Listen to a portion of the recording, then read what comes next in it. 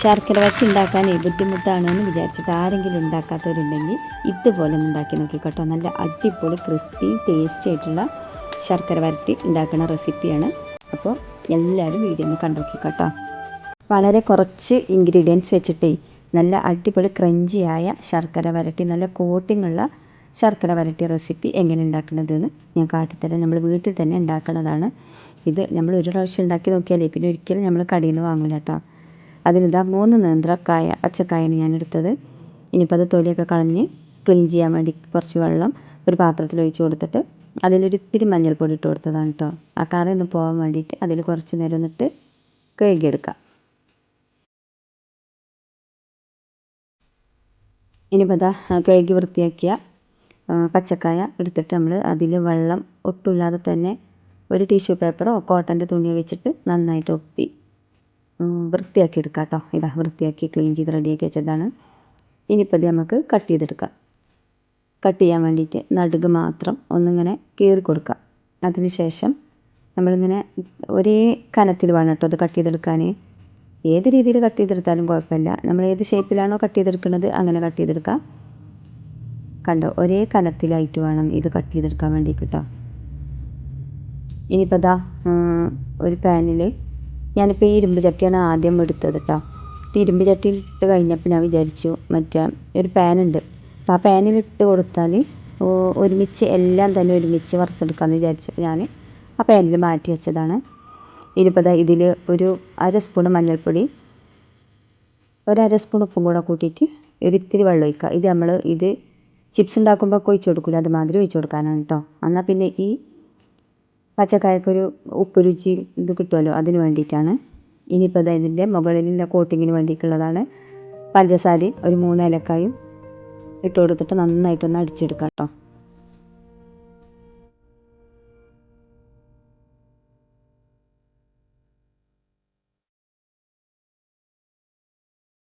ഇതാ ഈ ഒരു രീതിയിലാണ് ഞാനിത് പൊടിച്ചെടുത്തത് കേട്ടോ. നന്നായിട്ട് പൊടിച്ചെടുത്തിട്ടുണ്ട്. ഇനിയിപ്പോൾ ഇതാ നല്ല ചൂടായ എണ്ണയിലിട്ടിട്ട് ഇത് വറുത്ത് കോരിയെടുക്കാം. നല്ല ചൂടായ എണ്ണ, സൺഫ്ലവർ ഓയിലാണ് ഞാൻ ഒഴിച്ച് കൊടുത്തത് കേട്ടോ. ഫസ്റ്റ് ഞാൻ ഈ ഒരു ഇരുമ്പ് ചട്ടിയിലാണ് ഇട്ട് കൊടുത്തത്. പക്ഷെ പിന്നെ ഞാൻ പ്ലാൻ മാറ്റി, ഇതിൽ ഞാൻ ഇത്തിരി ഒഴിച്ച് കൊടുത്തു കേട്ടോ. ഈ മഞ്ഞളും ഉപ്പും കലക്കി വെച്ച വെള്ളത്തിൽ നിന്ന് ഒരു ഇത്തിരി എടുത്തിട്ട് ഇതിൽ ഒഴിച്ച് കൊടുത്തു. ഇതിൽ വറുത്ത് കോരിയ ശേഷം ഞാൻ ഈ ഒരു ചട്ടി വെച്ചിട്ട് ഫുള്ളായിട്ട് അതിലിട്ട് കൊടുത്തു. മറ്റേത് കുറച്ചല്ലേ വറുത്തെടുക്കാൻ പറ്റുള്ളൂ എന്ന് വിചാരിച്ചതുകൊണ്ട് ഞാൻ ചട്ടി മാറ്റിയിട്ട് ഈ ഒരു ചട്ടിയിലാക്കി കൊടുത്തതാണ് കേട്ടോ. ഇതൊരു പാനാണ്, അതിൽ എണ്ണ ഒഴിച്ചിട്ട് വറുത്തെടുത്തു. നല്ല ക്രിസ്പി ആയി തന്നെ കിട്ടിയിട്ട് നല്ല സൗണ്ട് വരും. ക്രിസ്പി ആയാൽ സൗണ്ട് വരും. ആ സൗണ്ട് വരുന്ന സമയത്ത് നമ്മളിത് വറുത്ത് കോരിയെടുക്കാം. ഞാനത് ഫുള്ളായിട്ട് കോരിയെടുക്കട്ടെ. ഇത് ഫസ്റ്റ് തീ കൂട്ടി വെച്ചിട്ട് പിന്നെ കുറഞ്ഞ തീയിൽ വെച്ചിട്ട് വേണം കേട്ടോ വറുത്തെടുക്കാനായിട്ട്. കണ്ടോ സൗണ്ട്, ഈ ഒരു സൗണ്ടിലാണ് ഇത് വരുന്നത് കേട്ടോ. ഈ ഒരു സൗണ്ടിലാകുമ്പോൾ നമ്മൾ നല്ല ക്രിസ്പി ആയി തന്നെ കിട്ടും. ഇതിപ്പോൾ ഞാൻ എടുക്കുന്നത് തോളൂരിൻ്റെ ശർക്കര പൊടിയാണ് കേട്ടോ. അത് 1/2 കപ്പ് ശർക്കര പൊടിക്ക് ഒരു 1/4 കപ്പ് വെള്ളം ഒഴിച്ച് കൊടുത്തിട്ട് അതിൽ നന്നായിട്ട് കുറുക്കിയെടുക്കുകയാണ് ഞാൻ ചെയ്യണത്.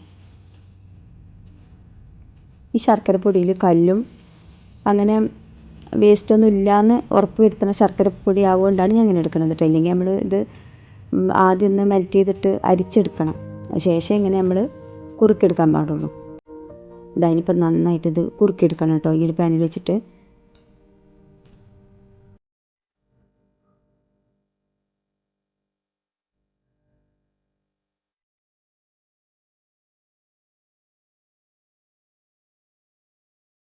ഈ ഒരു പരുവത്തിലെത്തി കഴിഞ്ഞപ്പോൾ ഞാൻ 1 സ്പൂണ് അരിപ്പൊടി അതിലിട്ട് കൊടുത്ത് നന്നായിട്ട് മിക്സ് ചെയ്ത് കൊടുത്തു കേട്ടോ. എന്നിട്ട് അപ്പം തന്നെ തീ ഓഫാക്കി കൊടുത്തേ. ഈ അരിപ്പൊടി ശർക്കര പാനിയിൽ ഇടുന്ന വീഡിയോ എൻ്റെ കയ്യിൽ നിന്ന് പോയിട്ടോ. സോറി, അത് ഇതിൽ ഉൾപ്പെടുത്താൻ പറ്റിയില്ല. ഇതിപ്പോൾ ആ ഒരു മിക്സ് ഞാനത് ഓഫ് ചെയ്തു, തീ ഓഫ് ചെയ്ത് കഴിഞ്ഞതിന് ശേഷം അപ്പം തന്നെ നമ്മൾ ഇനിയിപ്പോൾ ഈ റെഡിയാക്കി വെച്ച കായ വറുത്തതില്ലേ അതിലിട്ട് കൊടുത്തിട്ട് നന്നായിട്ട് കോട്ട് ചെയ്തെടുക്കാം കേട്ടോ. ഇതിപ്പോൾ ഈ ഒരു ടൈമിൽ ഇങ്ങനെ കാണുന്നുണ്ടെന്നുണ്ടെങ്കിലും ഇത് ഡ്രൈ ആയി കഴിയുമ്പോൾ നമുക്ക് ക്രിസ്പി ആയി തന്നെ കിട്ടും. ഇനിയിപ്പോൾ നമ്മൾ ഈ പൊടിച്ച് വെച്ച പഞ്ചസാരയും ഏലക്കായും കൂടെ പൊടിച്ച് വെച്ച പൊടിയില്ലേ അത് നന്നായിട്ട് അതിൻ്റെ മുകളിൽ ഇട്ട് കൊടുക്കുക. അതങ്ങനെ വെതറി കൊടുത്തതിന് ശേഷം ഇത് എല്ലാ ഭാഗത്തേക്കും ഈ പൊടി ആവുന്ന രീതിയിൽ ഇങ്ങനെ ഇളക്കി കൊടുക്കുക. അപ്പോൾ കണ്ടോ ഇത് വേറെ വേറെ ആയി തന്നെ കിട്ടി. കണ്ടോ നല്ല ക്രിസ്പിയാണ് കേട്ടോ, ഉള്ളിൽ നല്ല ക്രിസ്പിയാണ്. ഉണ്ടാക്കാൻ വളരെ സിമ്പിളല്ലേ. ഈ കായ ഒന്ന് വറുത്തെടുക്കണ ടൈം മാത്രം ഇതിൽ എടുക്കണുള്ളൂ. അപ്പോൾ ഇനി നമ്മൾ പച്ചക്കായ കിട്ടുകയാണെങ്കിൽ വീട്ടിൽ തന്നെ ഉണ്ടാക്കിയെടുക്കാവുന്നതുള്ളൂ. നമ്മൾ കടയിൽ നിന്ന് വാങ്ങിക്കൊന്നും വേണ്ട. നല്ല അടിപൊളിയായിട്ട് ക്രിസ്പി ആയിട്ട് നല്ല കോട്ടിങ് തന്നെ കിട്ടിയിട്ടുണ്ട്. അപ്പോൾ എല്ലാവരും ഒന്ന് ട്രൈ ചെയ്ത് നോക്കിക്കോ. ചാനൽ ഇഷ്ടപ്പെടുകയാണെങ്കിൽ സബ്സ്ക്രൈബ് ചെയ്യുക, സപ്പോർട്ട് ചെയ്യുക. കൂടെ തന്നെ ബെല്ലൈക്കണും കൂടെ ഒന്ന് അമർത്തിക്കൊള്ളൂ കേട്ടോ. അപ്പോൾ അടുത്ത വീഡിയോ വീണ്ടും കാണാം. അപ്പോൾ എല്ലാവർക്കും എൻ്റെ ഹൃദയം നിറഞ്ഞ ഓണാശംസകൾ.